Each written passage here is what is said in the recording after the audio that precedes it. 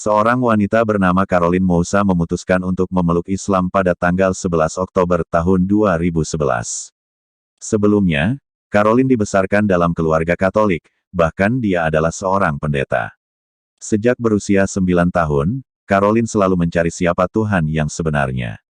Dan pertanyaan itu tidak pernah terjawab ketika dia memeluk agama yang sebelumnya.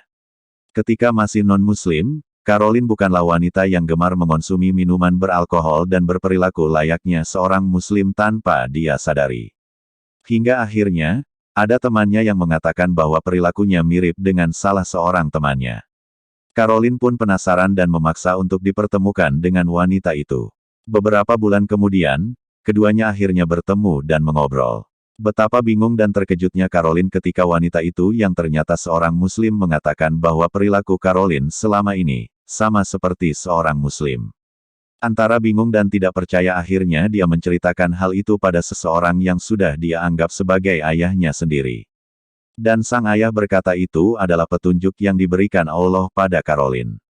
Pada saat itu, Caroline pun baru tahu bahwa orang yang selama ini dia anggap sebagai orang tuanya sendiri, ternyata juga seorang Muslim.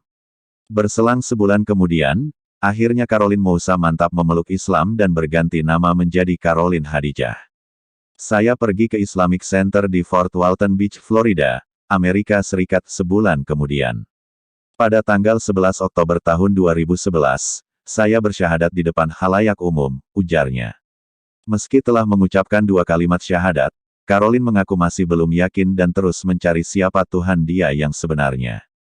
Hingga akhirnya, Caroline mengunjungi Mesir. Saya bertemu para muslimah di sana dan mulai benar-benar belajar. Kebaikan yang orang-orang itu berikan pada saya, benar-benar membuka pintu. Dan dengan memahami Al-Quran lebih banyak bahwa Anda tak bisa hanya mengambil satu ayat.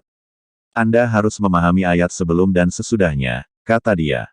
Dari pencarian panjangnya itu Caroline menyimpulkan bahwa Al-Quran adalah cara hidup dan Al-Quran adalah sebuah panduan. Semua pertanyaan akan terjawab dalam Al-Quran.